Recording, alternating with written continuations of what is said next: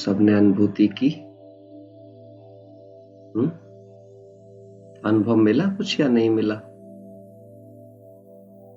अनुभव मिला नहीं? मन, वाणी और कर्म में बाबा की महसूसता आई? ये बहुत ही शक्तिशाली महसूसता है। जब हम रोजाना अपने मन, वाणी और कर्म को एक दिशा देना सीख जाते हैं तो धीरे धीरे क्या होना शुरू हो जाता है?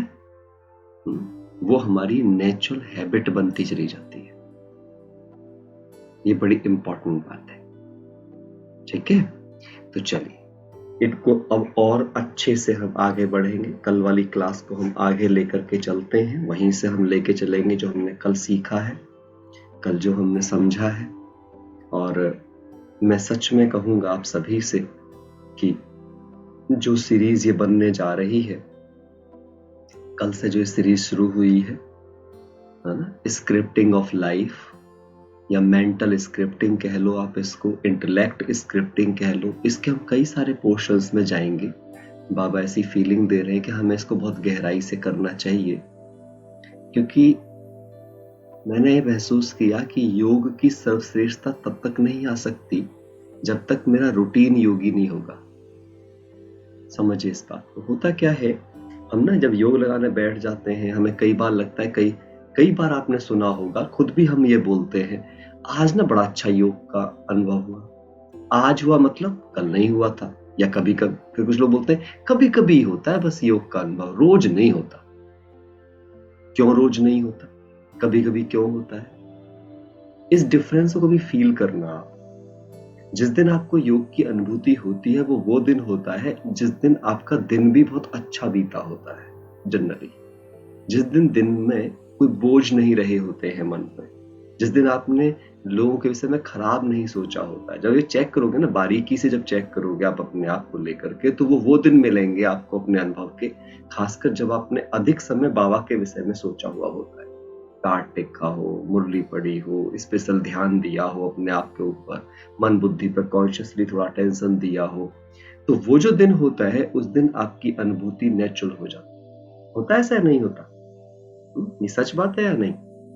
कभी भी देखना आप, और खासकर आप अपने ऐसे किसी भी दिन को देख लो जिस दिन आपने किसी लड़ाई कर ली हो, आपने गुस्सा कर लिया हो, है ना, नाराज हो गए हो आप किसी से, या किसी को कुछ कह दिया हो आपने। आप अपने ऐसे दिनों को सोचना तो आपको बड़ा बोझ लग रहा होगा, योग भी नहीं लग रहा होगा। फिर आप सोचोगे कुछ गाना ही सुन लूं, कोई क्लास सुन लूं, कुछ ऐसा कर लूं, क्योंकि आज तो मन ही नहीं लग रहा है बिल्कुल ही। तो क्योंकि मन बोझिल है। योग में किसको लगना है? मन को, क्योंकि योग है क्या? मन मनाभव। भाई दो ही चीज है, या तो मन मनाभव या बुद्धि योग, दो ही शब्द बाबा बोलते हैं, है ना।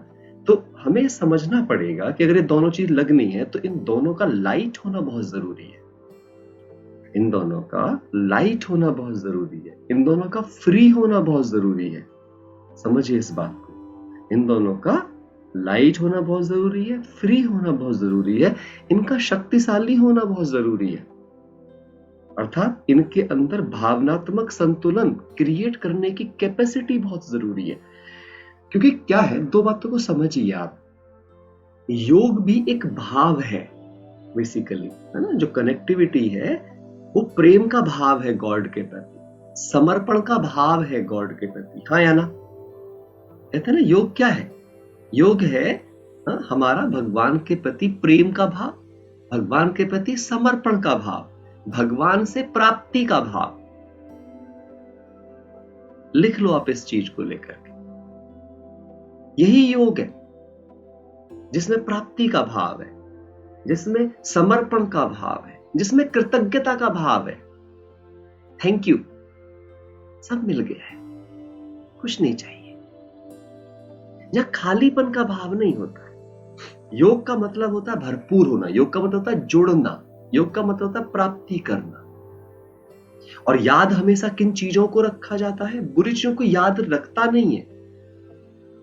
याद उन्हें रखना चाहता है जो अच्छे अनुभव होते हैं, अच्छे भाव होते हैं, अच्छे रिश्ते होते हैं, उन्हें याद रखा जाता है। तो ये बड़ी इंपॉर्टेंट बात है कि क्यों ऐसा होता है। तो इसी के लिए क्या जरूरी होता है कि मेरी स्क्रिप्टिंग ऐसी हो जाए कि जो मैं जीवनचर्या जी रही हूं, जो दिनचर्या तो क्या, मैं इसे जीवनचर्या बोलता हूं, क्योंकि केवल दिन की बात थोड़ी हो रही है।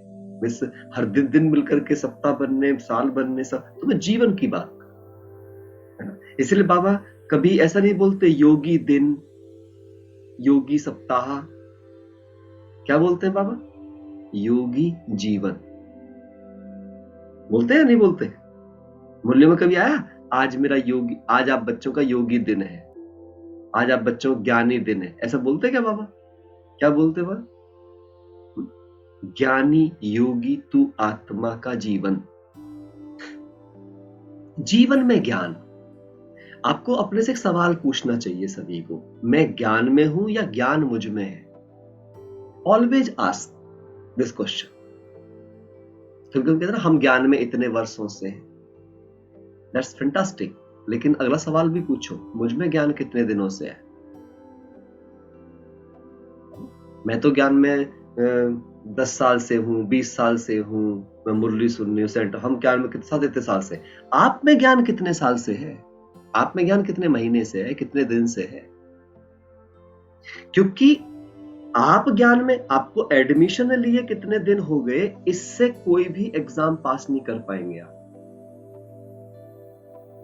बट आप में नॉलेज कितने दिन से आई है, आपको उसकी अंडरस्टैंडिंग कितने दिन से आई है, कितनी नॉलेज रिटेन कर रही है, उससे आप एग्जाम पास कर, आया ना? कोई एडमिशन ले ले लेकिन नॉलेज रिटेन ही ना करे अपने अंदर, क्या होगा? पास होगा वो? तो आप बताओ, एडमिशन लेने से एग्जाम पास हुआ या नॉलेज अंदर में धारण करने से एग्जाम पास हुआ? मैंने सब्जेक्ट पढ़ा लेकिन मेरी मेमोरी ने सब्जेक्ट को रिटेन नहीं किया, तो क्या उस पढ़ाई से मैं पास होऊंगा? मैंने मुरली सुनी, ध्यान समझना इस बात को, मैंने मुरली सुनी, क्या उससे मैं मैं अपनी माया पे जीत पा सकूंगी? नहीं। मैंने मुरली धारण की, मन में और बुद्धि में, मैं उसका स्वरूप बनी, मैंने मुरली को समझा, तब जाकर के मैं क्या बन सकती हूं? उसका स्वरूप बन सकती हूं। तो अंडरस्टैंड करना इस बात, है ना? तब हम जाकर के अपनी स्क्रिप्ट को सही दिशा दे पाएंगे। चलिए करते हैं शुरू, अपना डायरी पर उठाओ और अच्छे से हम आज आगे बढ़ते हैं। हमने जब चिंतन शुरू किया था तो उस चिंतन में हमने लास्ट जो किया था वो इस बात पे किया था कि हर एक अपने से सिचुएशन के समय पे ये पूछे कि इस सिचुएशन में क्या मैं जो सोच रही हूं या जिस तरीके से मैं सॉल्व कर रही हूं, क्या यही एकमात्र समाधान है इस सिचुएशन को सॉल्व करने का? तो कुछ और बातों को समझने से पहले आइए समझ लेते हैं दो चीजों को। कल भी हमने इस बात की बात करी थी, आज थोड़ा सा पहले और डेप्थ में जाते हैं, तब हम स्क्रिप्ट पे जा पाएंगे। क्या समझना जरूरी है? आपको यह समझना जरूरी है, मैं हीरो हूं, मतलब मैं हीरो एक्टर हूं या मैं सिर्फ एक्टर हूं? इन दोनों का अंतर लिखो पहले, नहीं तो कभी नहीं समझ पाएंगे आप कैसे आप सर्वश्रेष्ठ बन सकते हैं। मेरा लक्ष्य सिर्फ एक्टर बनना है या मेरा लक्ष्य हीरो एक्टर बनना है? क्योंकि मैं कल भी आपको बताया था कि एक्टर वो हर इंसान है किसी भी मूवी में, किसी भी ड्रामा में, जो टीवी पे दिख रहा है आपको या जो पर्दे पे दिख रहा है आपको, हर कोई उसमें एक्टर है। चाहे वो कोई टैक्सी ड्राइवर है, थोड़ी देर के लिए आया किसी कहीं से कहीं छोड़ने के लिए, चाहे कोई कुली है वहां वजन उठा रहा है, हर कोई किसी का लेवल पूरा कर रहा है, लिंक पूरा कर रहा है। चाहे वो रेलवे स्टेशन की वो भीड़ है, चाहे वो टिकट काटने के लिए टीटी आया है वहां पे, कोई भी, जो भी कोई वहां पर कोई रोल प्ले कर रहा है, हर कोई। इवन देन अगर कहीं पर कोई ऐसा पाश्चात्य हमारा इतिहास का कोई ड्रामा चल रहा है जिसके अंदर बहुत सारे सैनिक लड़ रहे हैं जिनका नाम भी कोई नहीं जानता, लेकिन जिनके लिए युद्ध जीतना संभव नहीं है, वे भी एक्टर है, वे भी एक्टर है। आपको अंडरस्टैंड ये करना होगा मैं कौन हूं? मैं हीरो एक्टर हूं या मैं सिर्फ एक्टर हूं? तब आपको पता चलेगा कि मेरी स्क्रिप्ट क्या होनी चाहिए। अब प्रॉब्लम क्या हो रही है हमारे पास में कि मैं चाहती तो हूं हीरो एक्टर वाली सब उपलब्धियां, लेकिन मैं कंपेयर कर रही होती हूं एक्टर्स के साथ। ये ऐसा क्यों कर रहा है, वो वैसा क्यों कर रहा है, जबकि मुझे समझना पड़ेगा कि जो भी स्क्रिप्ट लिखी जाती है वो हीरो के इर्द गिर्द लिखी जाती है। इवन देन मूवी के जितने भी एक्टर होते हैं, एक जैसे यहाँ पे हीरो है और बाकी यहाँ पे ए बी सी डी, ये जितने भी यहाँ पर कोई भी है उस पूरी मूवी में, इन सब का जो रोल है ना, इन सब का रोल केवल इस हीरो के रोल के इर्द गिर्द घूमता है। आया ना? आया ना? समझना पड़ेगा आपको इसको लेकर के। और यहां पे ध्यान से देखिएगा एक खास बात, हीरो कभी भी ये नहीं करेगा, है ना, क्या नहीं करेगा, वो इनसे एक्सपेक्ट नहीं करता है कि ये इसको कितना कॉपरेट करेंगे, बल्कि ये सारे एक्सपेक्ट करेंगे कि हीरो इनके रिस्पेक्ट में क्या रोल प्ले करेगा। जिसकी भी समस्या होगी वो इसके पास जाएगा। अब हम 2-3 चीजों की बात करेंगे यहां पे खास। क्या बात करेंगे भाई? देखिए ध्यान से। पहली बात, मुझे क्वालिटी ऑफ हीरो समझनी पड़ेगी कि हीरो एक्टर की क्वालिटी क्या क्या होती है। तो मैंने कुछ कुछ चीजें लिखी जो कुछ मुझे आत्मा को टच में आई, है ना। पहली बात, जो हीरो होगा वो सिंबल ऑफ स्ट्रेंथ होता है। आप देख लो उसकी मूवी में इसे शक्ति का प्रतीक माना जाता है। हीरो है माना शक्तिशाली है, वो कुछ भी कर सकता है, he can do anything, ये माना जाता है उसको लेकर के, है ना। उसको जीतना ही है, इसको क्या माना जाता है? विनर। इसको लूजर नहीं माना जाता, ये लूज नहीं कर सकता, इसे लूज करने की नहीं, ये फाइट करेगा, कई बार गिरेगा, फेलियर होगा, इसकी आफतें भी आएंगी, मौत के मुंह में भी पहुंच जाएगा, लेकिन वहां से भी बाहर निकल के आ जाएगा। ये खासियत होगी हीरो की, क्योंकि इसका जीतना तय है। किसी भी उस लाइफ में, किसी भी लाइफ में हीरो नहीं मर सकता है। हीरो को क्या करना होगा? उसका जीतना ही होगा। अदरवाइज क्या होगा? बुराई की जीत हो जाएगी अच्छाई पर। इसीलिए हीरो क्या होता है? Symbol of goodness. ये और याद रखो, सिंबल ऑफ गुडनेस।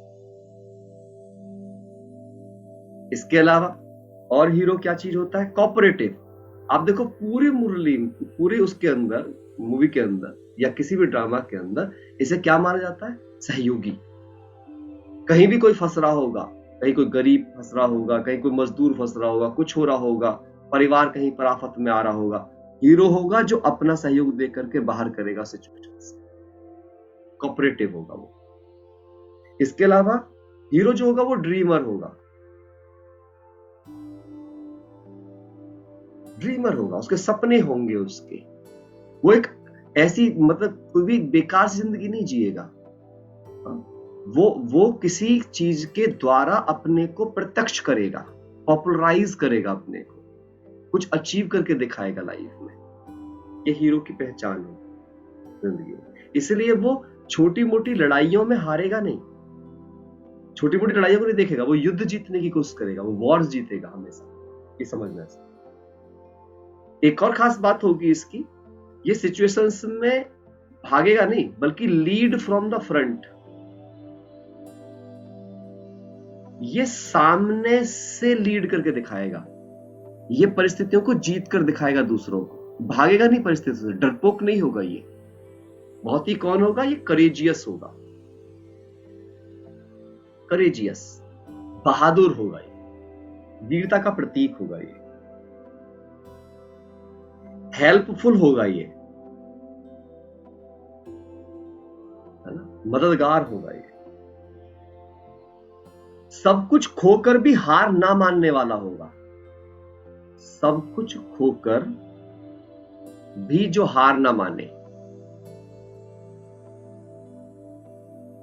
खास बात।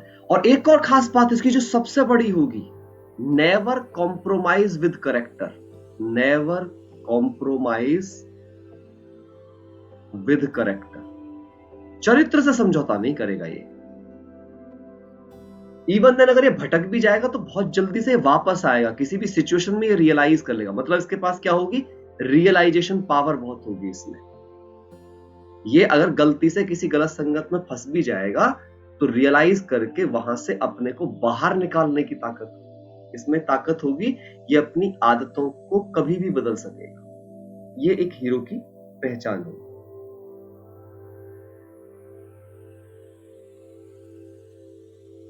और क्या होगा, ये लविंग होगा, केयरिंग होगा, रिस्पेक्टफुल होगा। और रिस्पेक्टफुल केवल अपने लिए नहीं, सबके लिए। सबसे खास बात ये होगी, ये अर्न करेगा respect by there karmas, earn करेगा ये। इसको पता होगा कि इज्जत कमाई जाती है। हीरो की पहचान, किसी भी चीज का हीरो देखिएगा आप लाइफ में, इतिहास में से उठा लीजिए किसी भी हीरो को, कोई भी, इसकी एक खास बात होगी कि ये एक्स्ट्रा मेंटेलिटी का बंदा होगा, एक्स्ट्रा माइल मेंटेलिटी का, कुछ एक्स्ट्रा करेगा। ये ऐसे सोचेगा, कंपैरिजन नहीं करेगा, ये तो इतना कर रहे हैं मैं भी इतना करूं, ये तो करते नहीं है मैं क्यों करूं, नहीं।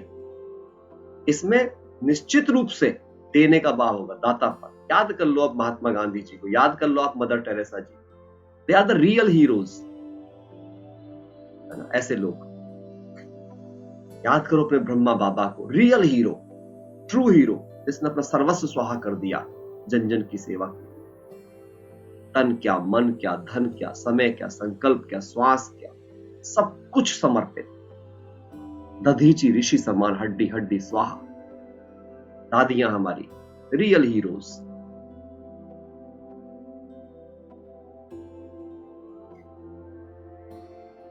एक क्या होगा, ये रिमेन स्टेबल। इसे डर भी लग रहा होगा तो भी दिखाएगा नहीं कि डर लग रहा है, क्यों? क्योंकि इसको पता है कि ये सबके साहस की कड़ी है, सबके साहस की कड़ी है। ये बड़ी इंपॉर्टेंट बात होगी इसकी, कोई भी डिफिकल्ट सिचुएशन क्यों ना हो। एक इसी खास बात होगी, ये अटैकिंग होगा, डिफेंसिव नहीं होगा, नॉट डिफेंसिव। ये समझना बहुत जरूरी है। मतलब क्या, सिचुएशन के लिए, किसी व्यक्ति विशेष के लिए नहीं, परिस्थितियों के प्रति अटैकिंग होगा। ये हमेशा इस बात को जानता होगा कि हर परिस्थिति में मौका है। ये एडवर्सिटी को गिफ्ट समझेगा, गिफ्ट।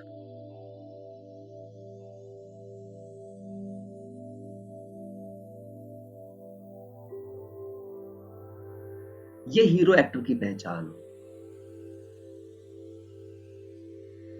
और इसीलिए इसे हीरो कहा जाता है। इस चीज को ये कितनी स्ट्रेंथ से फॉलो करेगा।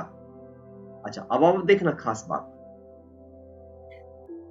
इसमें भी अब ये हीरो है, इसमें ये होना चाहिए, लेकिन कौन सा हीरो इसको बेस्ट प्ले कर पाता है? जिसका मन, वचन और कर्म एक लाइन में हो, जो रोल को जीता हो, जो रोल को जीता हो, जिसने अपनी स्क्रिप्ट ना अपने रोम रोम में उतार ली हो, वही हीरो बन जाते हैं महान हीरोज। चाहे वो मूवी में देख लो, चाहे वो अपनी रियल जिंदगी में देख लो। अगर महात्मा गांधी ने सत्य और अहिंसा का पाठ पढ़ाया तो पहले सत्य अहिंसा जीवन में अपनाई। उनका हम गुण सुनाते भी है कि कोई माँ अपने बच्चे को लेके आई महात्मा गांधी के पास कि इसको बोलो कि गुड़ खाना छोड़ दे, तो महात्मा गांधी ने क्या कहा, इसको 1 हफ्ते के बाद लेके आना। 1 हफ्ते बाद लेके आई, तब फिर महात्मा गांधी से कहते हैं गुड़ खाना छोड़ दो। उसकी माँ को बड़ा अजीब लगा, बोले ये 4 शब्द तो पहले भी बोल सकते थे आप, 1 हफ्ते का इंतजार क्यों कराया? तो क्या कहा, मैं भी खाता था 1 हफ्ते पहले मैंने छोड़ा 1 हफ्ते के अंदर, तब मैं ये कह रहा हूं। रियल हीरो ये जानता है कि वो जो मन में रखता है वही उसके वचन पे हो और वही उसके कर्म में हो। ये रियल हीरो की पहचान है। अगर ये कथनी करनी और ये सब सेम नहीं जा रही है तो फिर वो हीरो अपने रोल से न्याय नहीं कर सकते।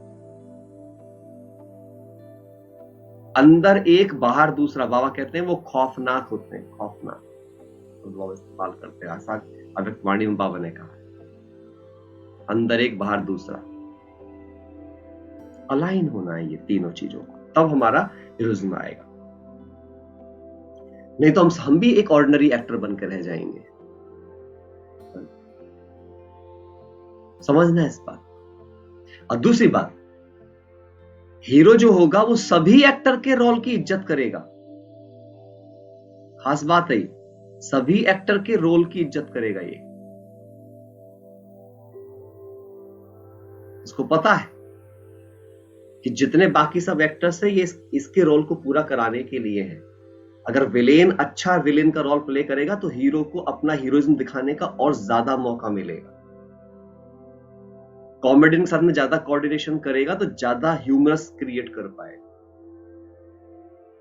हर चीज पे, हर लेवल पे हमेशा याद रखिएगा, हीरो तभी तक हीरो है जब सपोज ए हीरो है और बी कोई और एक्टर है, लेकिन इसके साथ में ये इस जो भी जिस चीज लिए भी ये व्यक्ति साथ में कनेक्शन में आया है, ये अपने रोल को यहाँ पर बेस्ट रूप से रिप्रेजेंट कर सकता है। और वो बेस्ट तब रिप्रेजेंट कर पाएगा जब ये बी भी अपना रोल बेस्ट से रिप्रेजेंट करेगा। जितनी ताकत से ये प्रेजेंट करेगा उतनी ताकत से इसे अपना हीरोइज्म दिखाने का मौका मिलेगा।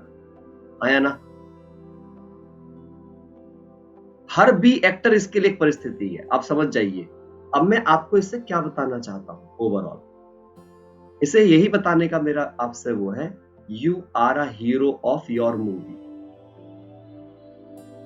You are hero of your movie. अब आपको चेक करना है, मैं मेरी मूवी का हीरो हूं, साइड हीरो हूं, विलेन हूं कौन?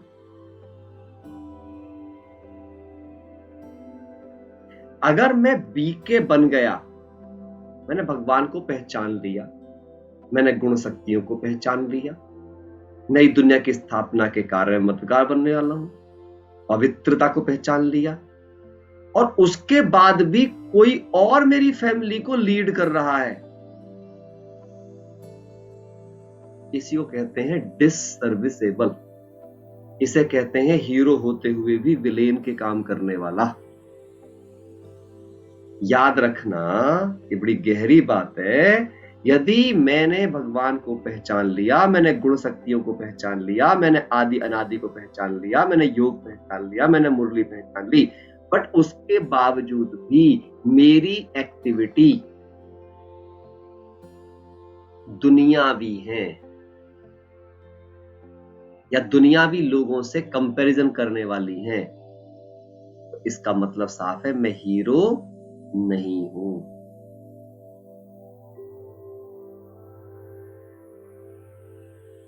क्योंकि हीरो की खास बात होती है, hero must be a dependable. इसके ऊपर लोग रिलाय कर सकते हैं। ये डिपेंडेबल है, रिलायबल है, ये प्रेडिक्टेबल है।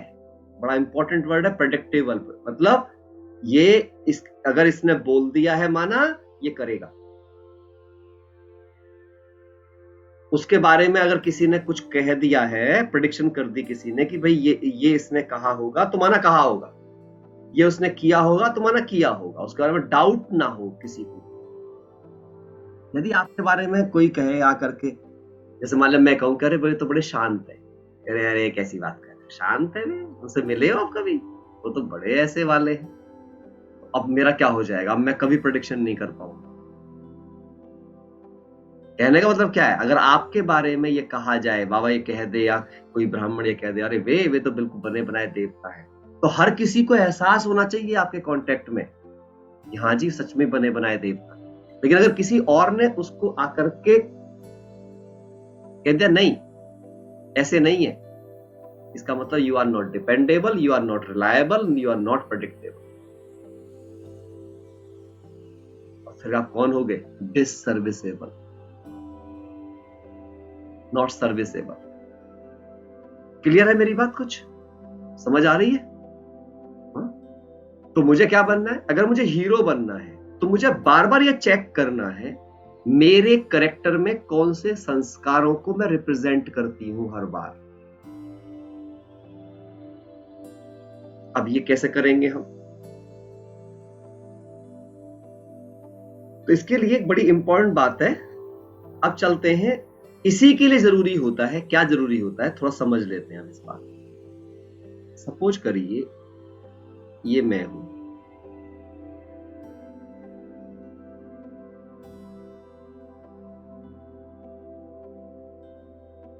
मुझे पार्ट प्ले करना है, तो मेरे पार्ट में दो चीजों का मुझे समझना पड़ेगा।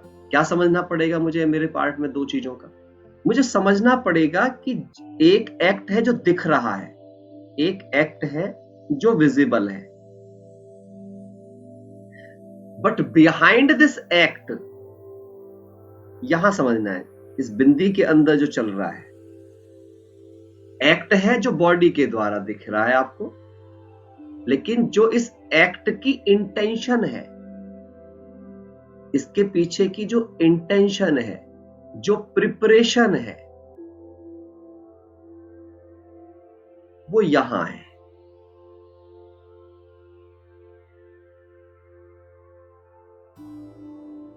इसमें अगर क्वालिटी रही, इसमें अगर क्वालिटी रही तो क्या कभी एक्ट खराब हो सकती है? आप चेक कर लो, हो सकती है? बताओ आप। अगर मेरी इंटेंशन में, मेरी मनसा में, मेरी तैयारी जो मेरी बुद्धि के अंदर है, मन और बुद्धि जो दोनों है, अगर ये राइटली प्लान है, तो क्या कभी भी जो बॉडी से जो एक्ट होने वाला है वो गलत हो सकता है? हो सकता है? आपके मन में क्रोध ना आए, क्या आपके चेहरे पे दिख सकता है? आप मन से बहुत खुश हो, चेहरे पे क्रोध लाके दिखाओ जरा मुझे, आएगा? बहुत मुश्किल हो जाएगा। पहले क्रिएट करना पड़ेगा मन में, इमोशंस में, देन यू कैन रिप्रेजेंट, हाँ या ना। तो अब आप सोचो ध्यान से, हम क्या कर रहे हैं? हम एक्ट को देख रहे हैं, लेकिन जो एक्ट जिस स्क्रिप्ट के कारण से हो रही है उसको नहीं देख रहे। जिस मनसा के कारण से हो रही है, जिस तैयारी के कारण से हो रही है, उसको हम नहीं देख रहे, उसको हम प्लान नहीं कर रहे। इसलिए जो योग हम करते हैं, आपको समझना होगा, पहले यह समझना होगा कि जो मैं योग कर रहा हूं, मैं याद में बैठने की बात कर रहा हूं, मैं ज्ञान सुनता हूं रोज, मैं मधुबन जाता हूं, मैं बाबा से मिलता हूं, मैं जो भी करता हूं इस ज्ञान के अंदर, इन सब के पीछे का पर्पस क्या है? मुझे पहले ये समझना पड़ेगा।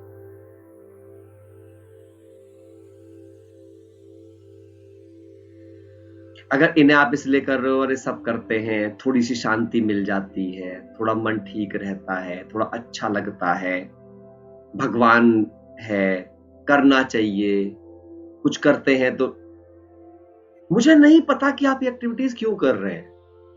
आपको ढूंढना पड़ेगा कि आप ये एक्टिविटी कर क्यों रहे हैं, इन्हें करने का आपका उद्देश्य क्या है, आप पाना क्या चाहते हो ये करके, पाना क्या चाहते हो, ये क्लैरिटी नहीं होगी ना। ध्यान समझना मेरे बात को आप।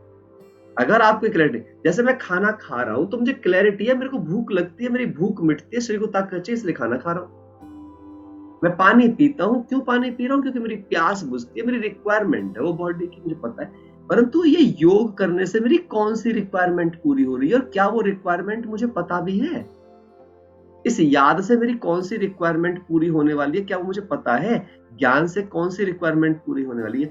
मान लिया मैं मैथ पढ़ता हूं तो मुझे पता है कि मैं मैथमेटिशियन बनता हूं, हिस्ट्री पढ़ता हूं तो मुझे पता है कि मैं क्या बनता हूं। जो भी कर्म हम दुनिया में करते हैं, उस कर्म को करने पर यह पता होता है कि कर्म करने के बाद का रिजल्ट क्या होगा।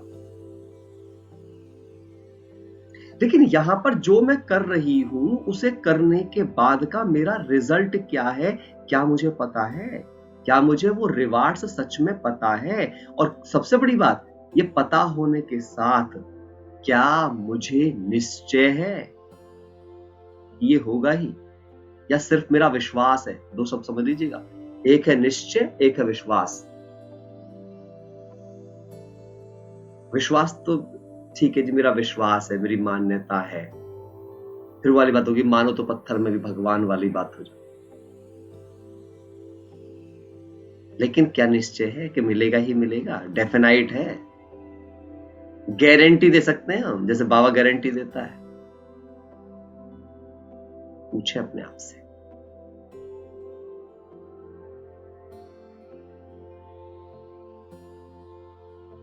ये अगर जब तक क्लियर नहीं होगा, ये क्यों जरूरी होता है समझना, आप हमेशा याद रखिए, एक्टिविटी प्रोपोर्शनल टू रिवार्ड्स। जो भी कर्म होता है वो किसी रिवार्ड के लिए किया जाता है, हमेशा ध्यान रखना इस बात को। और यदि एक्टिविटी रिवार्ड नहीं दे रही है आपको, तो इसका मतलब एक्टिविटी सही तरीके से नहीं की जा रही है, एक्टिविटी की विधि ठीक नहीं है। ये हमेशा याद रखना, एक्टिविटी की विधि ठीक होगी तो रिवार्ड की सिद्धि जरूर मिलेगी। लेकिन अगर विधि से सिद्धि नहीं मिल रही, आप में से बहुत से होंगे नहीं नहीं नहीं सब ठीक चल रहा है, अच्छा तो लग रहा है, लेकिन फिर थोड़ी देर बाद बात करो तो इमोशनल डिस्टर्ब पाए जाते हैं। अब यहां पे समझने की कोशिश करिएगा थोड़ी सी बात को लेकर के। आप चेक करो, मैं योग लगाने वाला योगी हूं, लगाने वाला योगी हूं, या योगी जीवन वाला हूं? योगी जीवन वाला हूं, समझना इस बात को। और अगर मैं योग लगाने वाला योगी हूं, तो क्या जिस विधि से मैं योग लगाने वाला योगी बना हूं, अंडरस्टैंड करना, स्क्रिप्टिंग पे जा रहा हूं मैं धीरे धीरे, जिस विधि से मैं योग लगाने वाला योगी हूं, क्या उससे मैं योगी जीवन वाला योगी बन सकता?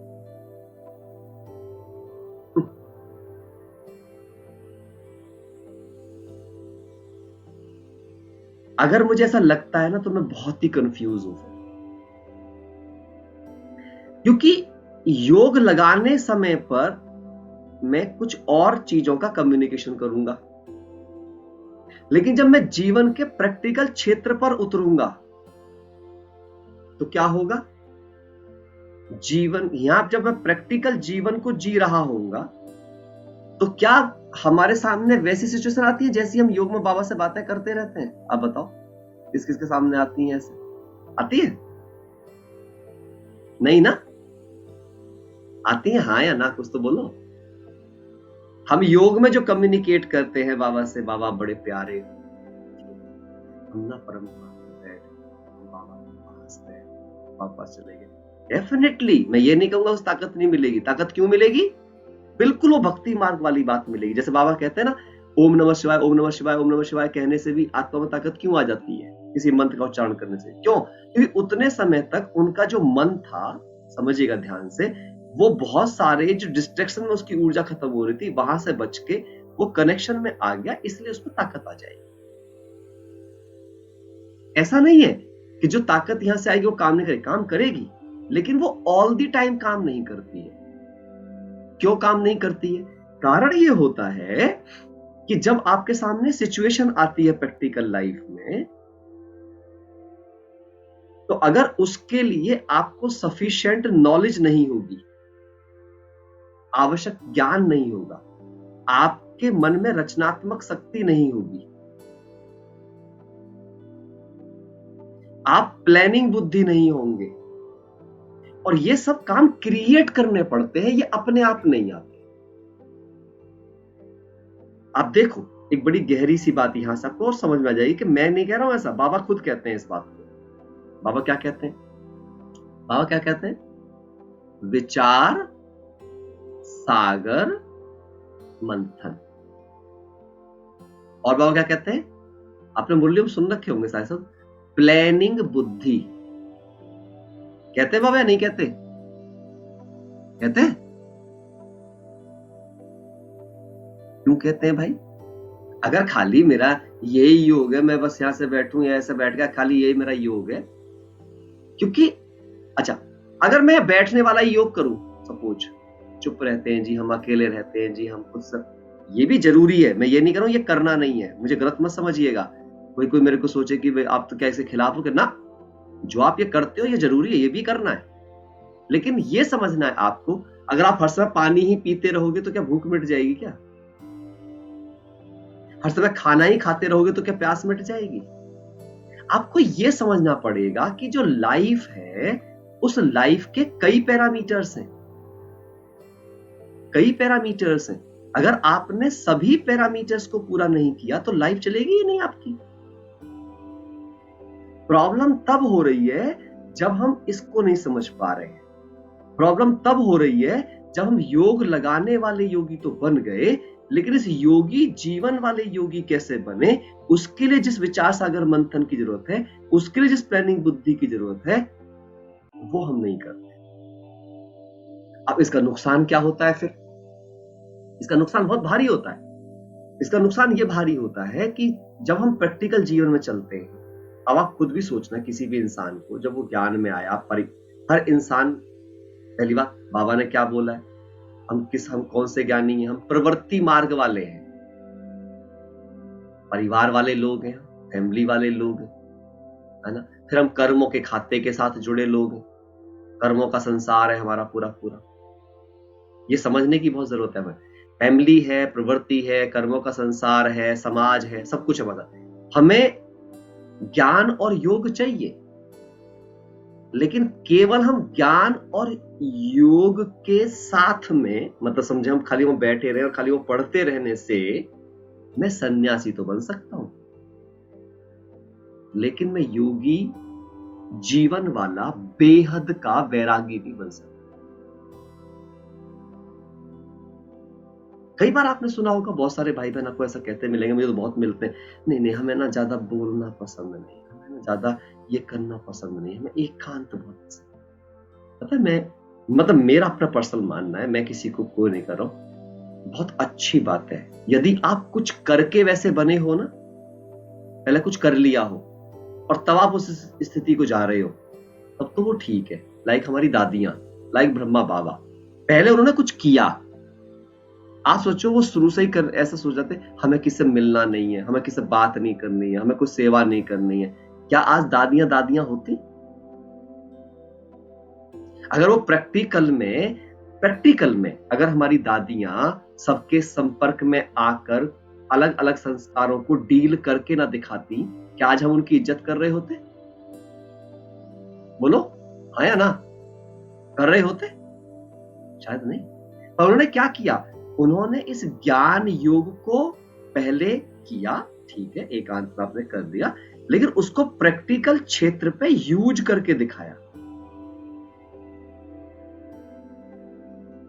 और एक, मैं हमेशा इसी बात को कहता हूं कि जब आप इसको ज्ञान योग को कर रहे होते हो, ज्ञान योग ये तैयारी है, लेकिन जो आपका सेवा क्षेत्र है वो आपका एग्जाम है।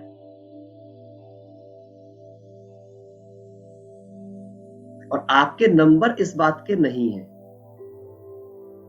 आपके नंबर इस बात के हैं। इस बात को लिख लो, आपने 10 बार मुरली पढ़ी, जैसे मैं आजकल सुन रहा हूं, उसका मुझे नंबर नहीं मिलने वाला है, लेकिन उस 10 बार की मुरली से जो मेरा माइंड प्रिपेयर हुआ, जब वो सिचुएशन का समय आया, वहां पे मैं उस मुरली को यूज कर पाया, मेरा नंबर बन गया। अभी आप 2 घंटे योग कर रहे हो अमृत वेले में, 2.5 घंटे योग कर रहे हो, उसका नंबर नहीं है। नंबर इस बात का है कि उस योग से जो स्ट्रेंथ आपके मन में पैदा हुई है, उससे कितनी डिविनिटी आपके मन में आई है, कितनी आत्माओं को सुख दे पा रहे हैं आप।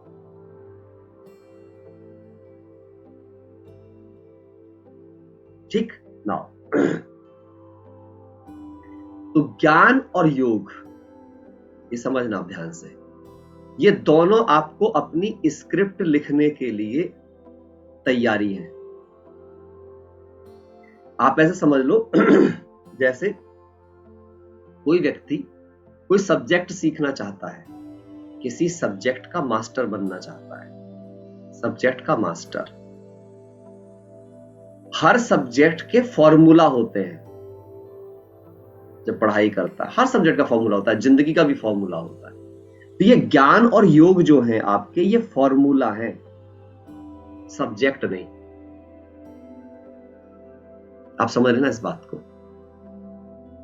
योग जो है वो स्टूडेंट का अटेंशन है, ज्ञान जो है फॉर्मूला है। इन दोनों को मिलाकर के जब आप एप्लीकेशन करोगे तब ये आपका रियल सब्जेक्ट बनेगा, जिसका नाम है धारणा।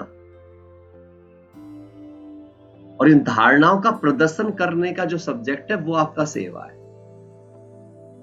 सेवा क्षेत्र। यहां मूवी तैयार है आपकी, यहां तो आपकी तैयारी मात्र है। ये तीनों जो चीज हैं ये आपकी तैयारी मात्र है, बट ये वो जगह है जहां पे आपकी परफॉर्मेंस का प्रेजेंटेशन है।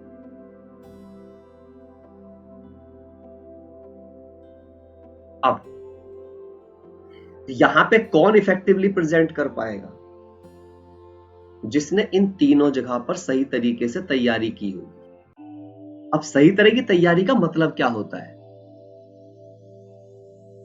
आप भी वही मुरली सुन रहे हो, कोई दूसरा भी वही मुरली सुन रहा है, लेकिन जब क्रोध की सिचुएशन आ रही है, लोभ की सिचुएशन आ रही है, तो एक इसी ज्ञान को यूज करके लोभ और क्रोध को जीत ले रहा है, लेकिन दूसरा है जो इसी ज्ञान को सुनने के बावजूद भी उसे समय पे याद ही नहीं आ रहा है।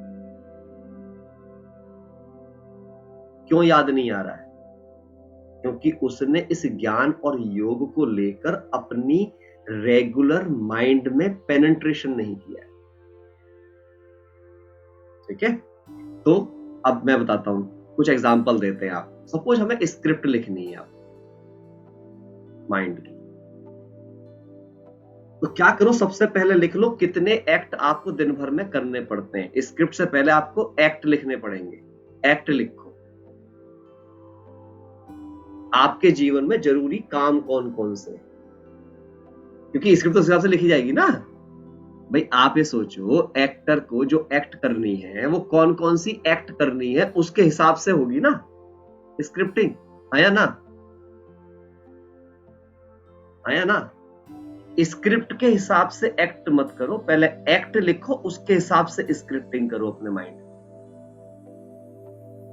पहले एक्ट सोचो, मतलब क्या है? सपोज फॉर एग्जाम्पल, मेरे सामने मुझे सुबह घर में, सपोज माता बहनों की बात कर रहा हूं, खाना बनाना है। ये एक एक्ट है और ये एक सिचुएशन भी है। ये दोनों हो सकती है आपके लिए। ये एक केवल सिंपल सी एक्ट भी कहलाई जा सकती है आपके लिए, और ये बहुत बड़ी सिचुएशन हो सकती है। ये सिंपल एक्ट किनके लिए होगी? किनके लिए सिंपल एक्ट होगी? जो कूल होंगे, जो काम होंगे, जो कंटेंटेड होंगे, अर्थात शांत चित्त होंगे, जो इसमें सेवा का भाव रखेंगे। उनके लिए ये एक्ट क्या होगा? एंजॉयबल होगा। आज सोचेंगे मुझे ही बनाना पड़ता है, क्या करो, बस ये करो वो करो, सबके लिए बस कुछ ना कुछ करते ही रहो, है ना। हम ही सब कुछ करें, ये कोई और कोई कॉपरेट नहीं कर सकता है। हम चाहारी में हो, बीमारी हो, तब भी हमें करना पड़ता है। क्या हो गया? बोझ। किससे बोझ हुआ? क्या खाना बनाने से, या जो आपने अपने माइंड को स्क्रिप्ट दी उसकी वजह से?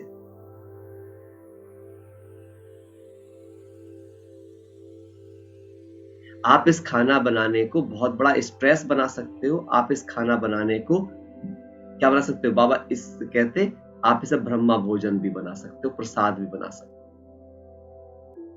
और आप इसे बहुत बड़ी सिचुएशन बना करके जहर भी बना सकते हो। आपके ऊपर है। एक्ट सेम ही है, खाना ही बनाना है। और इसीलिए आपने सिद्धांत सुना होगा, कैसा? जैसा मन वैसा अन्न। मैं थोड़ा उल्टा करके लिख रहा हूं, है ना, या आप कह सकते हो जैसा अन्न वैसा मन। दोनों बार सही होगी ना हमारे पास, जैसा अन्न वैसा मन। क्योंकि भाई खाना जब मैंने मन से बनाना शुरू किया होगा तभी तो वो अन्न बना होगा। तो मेरा अन्न जैसी स्थिति में बनाया गया होगा वैसा मेरा मन बनेगा। तो ये एक सिचुएशन हो गई। अब सपोज करो कि मैं इसको चाहता हूं कि जो मेरा अन्न है वो अमृत बने, मेरा अन्न अमृत बने।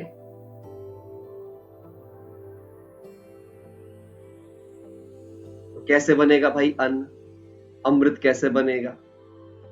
जब मैं रोज के भोजन को एक ही मानसिकता से बनाऊंगी कि मैं ब्रह्मा भोजन बना रही हूं, मैं परमात्मा का भोग बना रही हूं।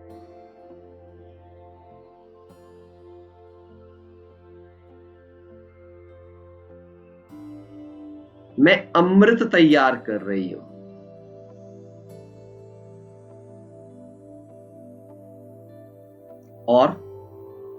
और ये कैसे आसान हो सकता है? मुझे भोजन के समय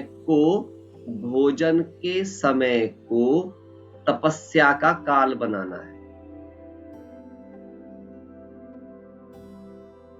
कुछ बोलते ना, मेरा योग नहीं लग पाता, मेरे को योग का टाइम नहीं मिल पाता, ऐसा नहीं हो पाता, वैसा नहीं हो पाता। मुझे क्या कर देना है? यही मेरे योग का टाइम है। ये मेरा किसका टाइम है? योग का टाइम है। कैसे? सपोज मुझे मैं जो आजकल करता हूं, अगर मैं जैसे रोटी बनाऊंगा तो सपोज मुझे 20 मिनट लगने वाले, तो मेरी मुरली 2 बार हो जाएगी तब तक, क्योंकि मैं कुछ और काम नहीं कर सकता। ना मैं कोई ऑफिस का काम कर सकता हूँ, ना मैं किसी और चीज की वो कर सकता हूँ, है ना? या तो खड़े होकर खाली रोटी सिंपल बेल सकता हूँ, या बर्तन साफ करो, सिर्फ बर्तन ही साफ कर सकता हूँ, कुछ और तो नहीं कर सकता उस पूरे टाइम के अंदर ना।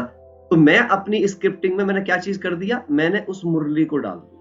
अब मेरे दिमाग में मुरली चल रही है और हाथों से मेरा काम चल रहा है। दिल में बाबा बाबा, हाथों में सेवा सेवा। तो अब क्या हो रहा होगा? मेरा ये पूरा टाइम जो है ये क्या हो गया? सफल हो गया। और इससे मैंने क्या किया? एक और खास बात क्या किया? मैंने अपने माइंड को क्या क्या बात दी? मैं एक शांत चित्त आत्मा हूं, प्रेम स्वरूप आत्मा हूं, पवित्रता की देवी हूं, इसलिए मुझे भोजन बनाने की जिम्मेदारी मिली है, ताकि मैं इस भोजन के द्वारा सबको सुख दे सकूं, सबके मनों को पवित्र बना सकूं, सबके मन पर अन्न का गहरा प्रभाव डालकर सबका योग भगवान से जुड़वा सकूं। भगवान ने इसलिए ये जिम्मेदारी मुझे दी है, क्योंकि मैं इस जिम्मेदारी को निभाने के योग्य हूं। अब जैसे ही मैंने अपने माइंड को ये स्क्रिप्ट दी, तो मुझे पता है कितनी चीजों की प्राप्ति दिखने लग गई। यहां पे मुझे दुआ दिखाई देने लग गई, दुआओं का खाता जमा होता दिखाई देने लग गया। मुझे सुखदेव की स्थिति फील होनी शुरू हो गई, मैं सुख दे रही हूं दूसरों। कहते हैं भूखे को भोजन देना दुनिया का सबसे बड़ा सुख देना है। ठीक, मुझे भगवान आज का आधार बना दिया, सबसे बड़ी बात। और सबसे बड़ी बात, मेरे हाथ का भोजन भगवान खाएगा, मेरे हाथ का भोजन भगवान खाएगा।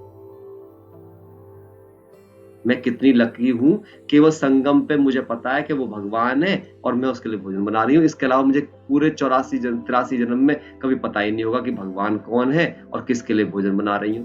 अगर भक्ति मार्ग बनाऊंगी तो अंधे श्रद्धा बनाऊंगी, पता तो होगा नहीं किसके लिए बना रही हूं।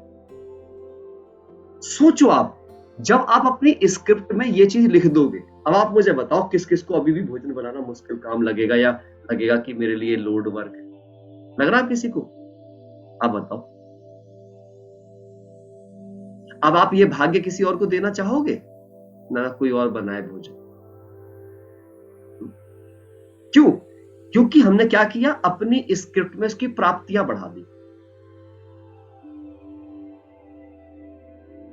बाबा, क्योंकि आपने मेरी बुद्धि का ताला खोला हुआ है, मेरी बुद्धि में ज्ञान ही ज्ञान टपक रहा है, तो अब सारे भोजन में ज्ञान ही ज्ञान भर रहा है। जो भी खा रहा है उसी की बुद्धि का ताला खुलता जा रहा है, क्योंकि मेरा खुला हुआ है। जो भी खा रहा है उसके नेत्र खुल रहा है, तीसरा नेत्र खुल रहा है उसका। जो भी खा रहा है वो गुणवान चरित्रवान बनना है, क्योंकि मेरे दिल में बस प्यार ही प्यार है, गुण ही गुण है। जब मैं खाना बना रही हूं तो मेरे दिल में सुख है, मेरे दिल में प्रेम है, मेरे दिल में शांति है, पवित्रता है, आप हो। मेरे मन में किसी के प्रति कोई बोझ ही नहीं है, मैं तो अमृत बना रही हूं, भगवान का भोजन बना रही हूं। जिस समय ये फीलिंग इस तरीके से, ये मैंने सिर्फ आपको आज एक स्क्रिप्ट दी, अभी ऐसे ही मैं आपको बोलूंगा आप मुझे कोई सिचुएशन दो, मैं आपको उस सिचुएशन के लिए राइट स्क्रिप्ट सोचना सिखाऊं, क्योंकि मैं ये करता रहता हूं। हो सकता है कि आपसे मुझे कुछ और सिचुएशन मिले जिनके लिए नए तरीके से सोचना पड़े।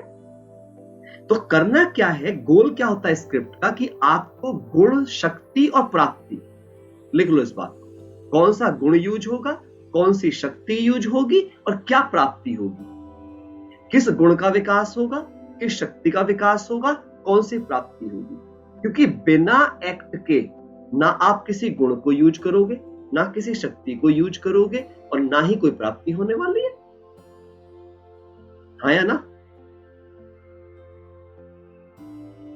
ठीक है।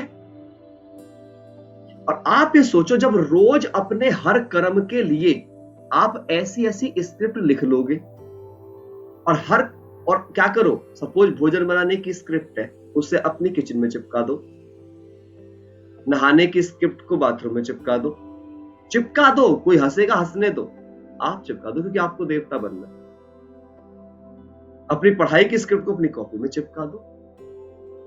किसी इंसान से सपोज आपका वैर विरोध है, उसका फोटो लो, उसके फोटो के साथ एक सकारात्मक स्क्रिप्ट चिपका दो, ये धरती का सबसे अच्छा इंसान है, जिससे आपको घृणा हो रही हो, उसका फोटो ले लो और साथ में उसके लिए एक अच्छी सी स्क्रिप्ट लिखो, थैंक यू गॉड, ये भी एक महान आत्मा है जो मेरे लिए मेरे रोल को पूरा करा रही है, और ये इतना प्यारा एक्टर है, ये मेरे प्रेम को यूज करवाता है, ये मेरी शांति को यूज करवाता है, ये मेरी सहनशीलता को यूज करवाता है, ये मेरी शक्ति को यूज करवाता है, थैंक यू बाबा, इसका भी कल्याण हो।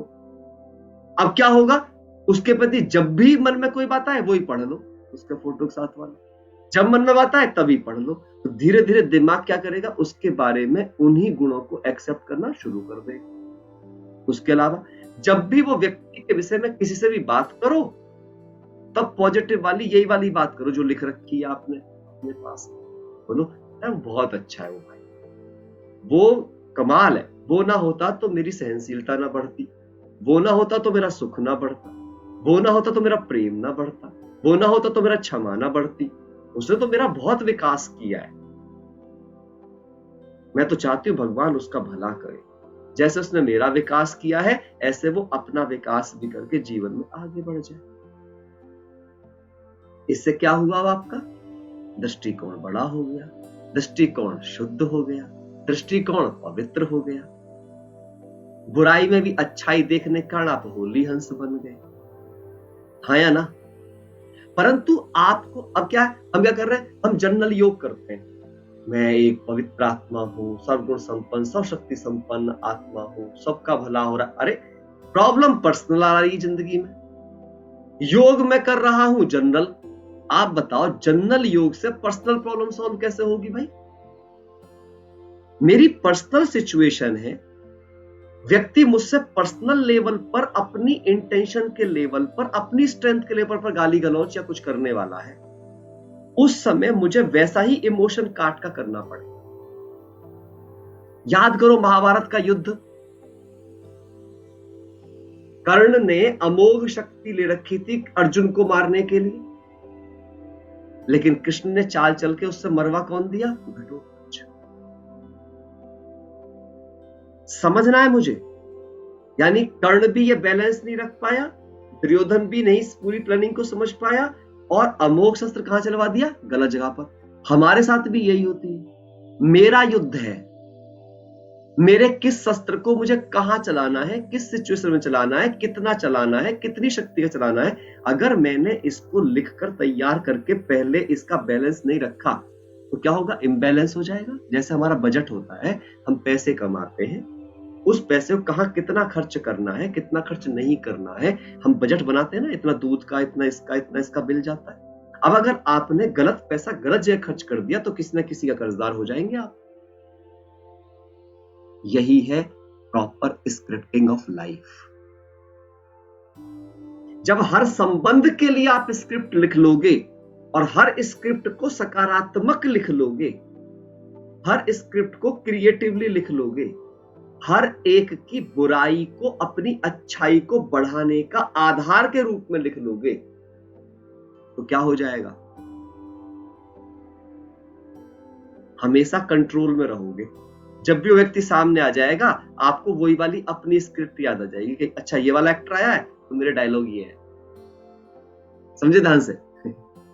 अच्छा अभी कॉमेडियन आ गया है रोल में, तो अब कॉमेडियन वाले डायलॉग है। अच्छा ये वाला हीरो है, इसके लिए तो मुझे ये डायलॉग बोलने हैं। अच्छा विलेन आ गया है तो मुझे ये डायलॉग रखने हैं। अच्छा हीरोइन आ गई है, ये डायलॉग रखने हैं। अच्छा फलाना आ गया है, ये डायलॉग रखने हैं।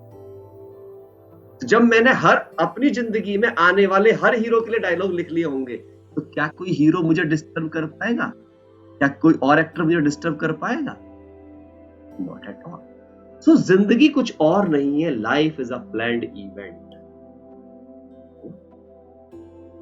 होप सो कि आपको मेरी बात समझ आई हो। समझ आई है सबको? कुछ कहना चाहते हैं कोई?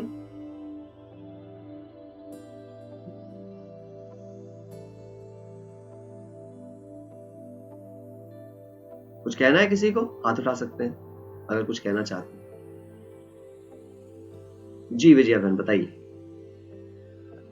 बड़े इजी वे में समझाया आपने, तो ना समझ आने वाली कोई बात ही नहीं है। नहीं मैं वही है, बेसिक ना पकड़ में आ जाए बस चीजें। और लगता है ना अगर हम ऐसे करके चीजें कर लेंगे तो सच में लाइफ बहुत ही इजी हो जाएगी। क्या लगता है आप सबको? लगता है ना अगर ऐसे स्क्रिप्टिंग कर लें हम तो जीवन बहुत आसान हो जाएगा। हो जाएगा नहीं हो जाएगा? जब आप समझाते हैं तब तो लगता है कुछ मुश्किल है ही नहीं, लेकिन बाद में पता नहीं क्या हो जाता है। नहीं देखो वो प्रैक्टिस से आसान होगा ना। जैसे क्या होता है, आप देखो जब हम ट्यूशन पढ़ने जाते थे या हम स्कूल में पढ़ते थे, तो जब मास्टर जी समझाते थे तो सारे सवाल आसान लगते थे हैं? लेकिन जब एग्जाम आता था तो हम भूल जाते थे। पर जो बच्चा घर जाके प्रैक्टिस करता था उसके लिए आसान ही रहता था। तो प्रॉब्लम क्वेश्चन में नहीं है, प्रॉब्लम मेरी प्रैक्टिस में है। अब ये तो करनी पड़ेगी, क्योंकि बाबा कहते बच्चे, बाप भी आसान कर सकता है चीजों को, या जो भी अनुभवी है ना, वो आसान कर सकते हैं आपके लिए चीजों को, लेकिन ऐसा नहीं कर सकते कि रोटी का टुकड़ा तोड़ करके भी आपके मुख में डालेंगे। वो तो आपको खुद ही डालना पड़ेगा। आपके पास तक चीज अवेलेबल कराई जा सकती है। आप खुद बताओ, अगर ये माइंडसेट बन जाए जो भी बताया है, आप मुझे बताओ कभी जीवन में दर्द रहेंगे, दुख रहेंगे, कष्ट रहेंगे? नहीं रहेंगे। लेकिन कभी कभी सामने वाला कुछ ज्यादा ही गलत कर देता है तब तो क्योंकि वो आपके रोल को और अच्छा बनाने आया है ना। विलेन जितना मजबूत होता है तो हीरो को ज्यादा अपॉर्चुनिटी होती है ना अपना हीरोइज्म दिखाने के लिए। ये क्यों नहीं सोचते हम? आप बताओ ना, खुद देखो भाई, हम सबने टीवी देखे हैं, चीजें देखी हैं, ड्रामा रावण अगर शक्तिशाली नहीं होता, क्या राम की इतनी महिमा होती? कंस को इतना शक्तिशाली नहीं दिखाते, कृष्ण की इतनी महिमा होती? महाभारत काल में दुर्योधन इतना पावरफुल नहीं दिखाते उसको, पांडवों की इतनी महिमा होती? हर चीज को देखो ना, धरती के हर एक ओपोनेंट को देखो आप पहले। अगर आप किसी हीरो का नाम ले रहे हो, आज महात्मा गांधी का नाम लेते हो, आप मदर टेरेसा का नाम लेते हो, आप किसी भी विवेकानंद जी का नाम लेते हो, आप धरती पे जिसने भी कुछ विशेष किया हो जिसका भी आप नाम लेते हो, अब उसकी परिस्थिति का स्टैंडर्ड देख लो आप उसके सामने। छोटी थी बड़ी थी? क्या कहेंगे?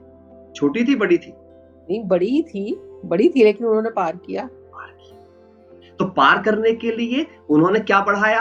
उन्होंने ये कहा अपोनेंट से कि तुम छोटे हो जाओ, तुम ठीक हो जाओ, या अपनी शक्ति बढ़ाई?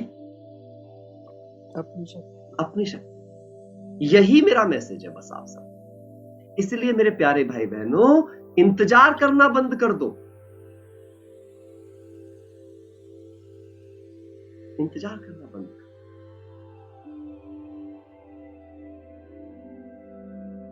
किस चीज का इंतजार करना बंद कर दो? कि कोई और आएगा और आकर के हमारे दुख दर्द दूर करे। कोई नहीं आएगा। हमें खुद को करने हैं, खुद की शक्ति बढ़ानी है। नंबरवार पुरुषार्थ अनुसार अगर शब्द सुना दिया भगवान ने तो समझ जाना चाहिए हमें।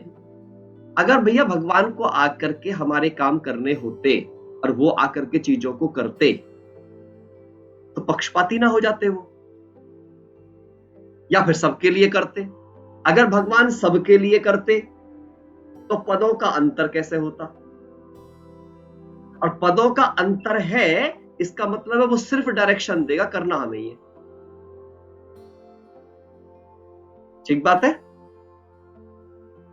समझ आ रही है बात? ठीक है।